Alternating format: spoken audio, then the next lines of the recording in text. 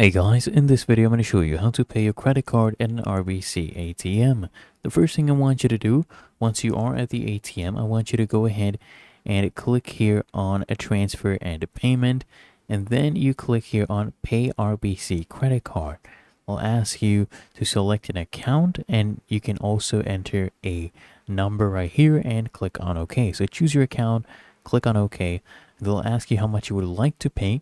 Enter that amount right here, click on OK. It'll ask you from which account you'd like to make the payment. So you have your debit card, your checking account, savings account, or other accounts as well. Choose the applicable account and then go hit OK. So if chosen our savings account, we have our amount right here, and that is where the payment will be going to.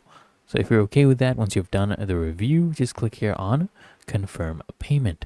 And then you can click on I'm done. Really that easy. If you found this helpful, make sure you smash that like button and subscribe to the channel. It really helps me out.